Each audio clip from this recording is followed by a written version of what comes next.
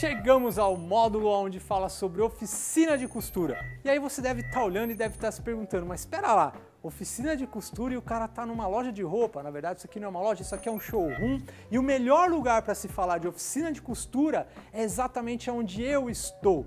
Primeira coisa, oficina de costura que não tiver CNPJ, que não tiver nota fiscal, galera, fica meio pé atrás porque isso pode te dar problema lá na frente. Quer arriscar? Não está aqui quem falou, mas eu hoje trabalho só com oficinas que tem CNPJ, nota fiscal, BVTEX e tudo mais. O que é a BVTEX? É a Associação Brasileira do Varejo Têxtil, que na verdade foi um esforço aí dos grandes magazines, que também passaram, você vê que até os grandes magazines passaram por todos os problemas que eu falei aqui para vocês. E aí eles se juntaram, se uniram forças, e aí eles foram e criaram esse órgão em parceria com outras entidades, é claro. Para quê? Para certificar oficinas, estamparias, bordados, ou seja, a cadeia produtiva têxtil, existe esse certificado que as empresas que têm o selo BVTEX são empresas que você tem a garantia de que tudo deles é organizado, os processos são padronizados, existe padrão de qualidade, os funcionários, as pessoas que trabalham em condições dignas, ele paga os seus impostos em dias e tudo mais. Óbvio que isso tem um custo, certo? É óbvio que assim, eu quero trabalhar com empresas que só têm a BVTEX, que no meu caso hoje eu opto por esse mercado, mas você acaba pagando um pouquinho mais por isso. Só que é onde eu sempre falo para vocês, é o pouquinho mais que faz toda a diferença. Então primeiro começa por aí. Segunda coisa que você tem que entender, quando você tiver uma oficina que virar para você e falar assim, não, mas aqui a gente faz qualquer tipo de serviço, pode mandar corte para mim. Sai fora, não contrata. Por quê? Oficina de costura, cada oficina é especializada num tipo de operação diferente.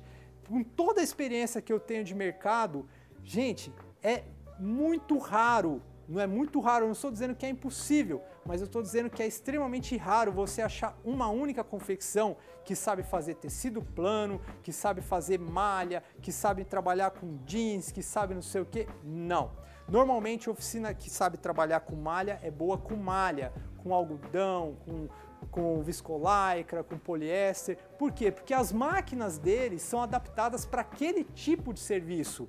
As máquinas que ele tem na oficina normalmente são o quê? Overlock, interlock, galoneira, ponto corrente. São essas 4 máquinas. Obviamente você vai acabar vendo uma reta ali, se for uma oficina que faz polo, por causa do peitilho e tal, mas a expertise deles é mais voltado para malharia. E qual é o tipo de serviço que essa oficina faz? Ela trabalha mais com modinha, com blusinha, com camiseta, e aí sim. Agora se eu falo assim, não, eu quero uma oficina para trabalhar com tecido plano. Quando você entrar na oficina, você vai ver que 90% das máquinas que você vai encontrar lá dentro são máquinas o quê? Máquinas de operação reta. Então fica muito complicado. Se você pega uma oficina que fala, não, eu faço malha, eu faço camisa, eu faço isso, eu faço aquilo. Aí você chega lá, você vê que às vezes a pessoa tem uma máquina reta e você tem um corte de camisa, cara, ele vai demorar 3 meses para te entregar um corte. Então é muito importante quando você vai mandar um corte para uma oficina, primeira coisa que eu faço, uma dica valiosíssima entre tantas que você está recebendo. Primeiro passo, eu vou até a oficina, eu procuro conhecer a oficina. Você fala, tá Eduardo, mas eu estou no estado, tem uma oficina lá do sul, ou tem uma oficina de Minas, tal, quer costurar para mim. Eu sempre peço, ó, me manda um vídeo da sua oficina. Quando a pessoa me manda o vídeo, eu identifico qual tipo de maquinário que ela tem. E eu sempre peço uma relação das máquinas que ela tem. E aí eu pergunto para a pessoa, quantos costureiros você tem? Então eu faço uma conta. Por exemplo, se a oficina trabalha com 10 costureiros, desses 10 costureiros, eu tenho 3 overlockistas, eu tenho 3 galoneiristas, eu tenho mais 3 que faz um ponto corrente, o outro que faz operação. Aí eu consigo entender que se eu mandar um corte de 1000 peças para essa oficina, ela vai me entregar, estourando aí no prazo de 10 dias. Estourando, ela consegue fazer com menos tempo. Mas óbvio que como ela tem um fluxo de serviço, mas com 10 dias ela consegue me entregar o serviço. Agora, eu pego uma oficina que tem 3 costureiras. Eu tenho uma overlockista, uma galoneirista e uma ponto corrente. Gente, ela vai demorar um mês para te entregar 1000 peças. Então é muito importante quando você for procurar uma oficina, ou você vai até a oficina, tá? Ou se você tem uma oficina que veio por indicação, que fica em outro estado, em outra localidade, pede um vídeo, pede a relação de máquinas, pergunta quantos funcionários tem.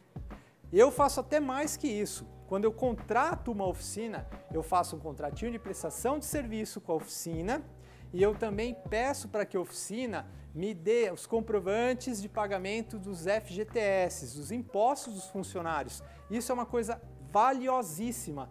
Por quê? É bom você saber que se uma oficina trabalha para você, tá? E ela, vamos supor, essa oficina ela não pague os seus impostos, os seus funcionários em dia, tá? O que acontece? Se esse funcionário for desligado dessa oficina e ele entrar na justiça, ele pode acionar a sua empresa, porque você é corresponsável pelo trabalho dele. É como se ele trabalhasse para a sua empresa, tá? Então fique atento a isso. Sempre procure uma oficina que tem CNPJ, isso é de praxe, primeira coisa, porque você vai ficar andando com um corte para cima e para baixo, tem que ter nota fiscal, ok? E aí, quando você vai introduzir o trabalho com a oficina, tem que saber a quantidade de funcionário que a oficina tem, o tipo de maquinário que a oficina tem, para você saber direcionar o teu trabalho para o lugar certo. Que é normal, é a coisa mais normal que existe. Quando você vai contratar uma oficina, eles pegam e falam assim, não, eu te entrego o corte com uma semana. Com uma semana eu te entrego o corte. Aí depois que você vai vendo, essa uma semana vai virar 10 dias, vai virar 15 dias, vai virar 20 dias, vai virar um mês. Aí o cara começa a entrar naquele processo de falar que a máquina quebrou, que o funcionário faltou, que não sei o quê. Todo dia uma desculpa diferente. Por quê? Porque você não foi lá ver as condições, você não foi saber como que as coisas são. Então é muito importante. Se você está começando agora, essa dica é valiosa. Se você já está no mercado, você já deve ter se identificado com alguns desses problemas que eu acabei de falar aqui. E para que você não caia novamente nesse tipo de problema, siga essa receita. Cara, e aí você fala assim, poxa Eduardo, mas eu tenho uma dificuldade muito grande em achar alguma oficina que é boa, alguma oficina que faça um trabalho de qualidade e tal. Olha, eu vou mais dicas importantes para vocês. Com o longo do tempo, eu fui identificando oficinas que eu via que eram oficinas pequenas, mas que tinham uma qualidade de costura muito boa. Aí o que eu fui fazendo ao longo do tempo? Eu fui acreditando nessas oficinas, eu fui dando mais trabalho para essas oficinas, eu mesmo às vezes comprava uma máquina e eu ia descontando deles, e eu sempre mantinha essas oficinas fixas e eu fui gradativamente aumentando a capacidade de produção dessas oficinas. E isso fez com que eu tivesse o quê? Um padrão de qualidade. Eu não fico todo dia trocando oficina, um dia eu faço com uma, outro dia com outro, outro dia com outro, outro dia com outro. Temos muitas oficinas que estão com a gente desde quando a gente começou. Temos oficinas que estão com a gente que na época ele vivia na informalidade. E aí conforme eu fui aumentando o volume de serviço, eu fui trazendo ele para o mercado formal. Fui fazendo com que ele registrasse seus funcionários, fui fazendo com que ele trocasse seu equipamento, fui fazendo que ele se adequasse a uma realidade profissional diferente. Porque quando você fica trocando muito de oficina, você não consegue manter um padrão de qualidade. Por mais que você tenha lá uma pessoa que vai, que tome conta para você, isso, aquilo, mas isso acaba gerando muito custo. E no final das contas, a gente sempre fala o quê? Tempo na confecção é dinheiro e muito. Então, você tem que ter oficina que é parceira, que te entrega o serviço rápido e você tem que buscar uma forma de fazer o quê? Um giro constante com essa oficina.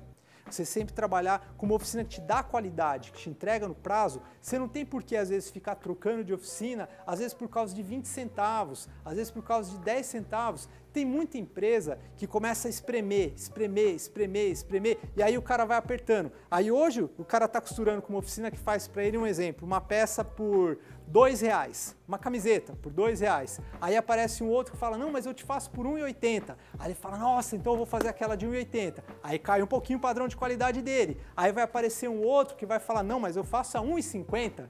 Aí ele vai e troca por uma de R$1,50. Aí o padrão de qualidade cai ainda mais. Daí quando ele se dá conta, ele não fabrica mais um produto que ele fabricava antes. Aí as vendas dele começam a cair, aí ele vai botar a culpa no departamento comercial. Ele vai falar, poxa, mas os meus vendedores, aí ele vai botar a culpa no mercado. Mas ele tem que entender que ele foi reduzindo o custo, só que o reduzir custo implica em reduzir qualidade também. Implica em reduzir qualidade. E aí chega no ponto que você não vende mais produto. Isso eu já falei em outros vídeos. Você não vende mais produto. Você vende o quê? Você vira commodity. Você vende preço, não vende produto. Porque chega um ponto que você não presta mais atenção nas questões de qualidade, nas questões que são o mínimo que você quer economizar, às vezes 10 centavos, 15 centavos, só que no final da sua venda isso vai impactar e muito. Então, só para resumir agora essa questão de contratação de oficina, como que você tem que fazer para a gente poder chegar ali naquele ponto ali que eu quero mostrar para vocês? Olhe sempre, questão de CNPJ, nota fiscal, veja a qualidade, veja... Muito legal o que eu vou falar agora. Cara, sempre olha a qualidade da oficina. Já aconteceu várias vezes de eu pegar vídeo da oficina, ou de eu ir na oficina, e na época eu não me atentava a esses pequenos detalhes. Sempre que eu vou numa oficina, o que eu faço? Eu pego uma peça que a oficina esteja ali costurando naquele momento. E aí eu vou e olho para a peça. Aí eu vejo como que a costura está sendo feita. Aí você virar e fala assim, tá, Eduardo, mas eu não sei o que é uma costura bem feita e uma costura mal feita. Mais uma dica legal. E aí, pessoal, tá gostando dessa videoaula? Então clique aqui no se inscrever e fique ligado que você vai receber uma notificação para continuar assistindo não só a próxima aula que é essa e todas as outras que vão vir por aí. Muito obrigado!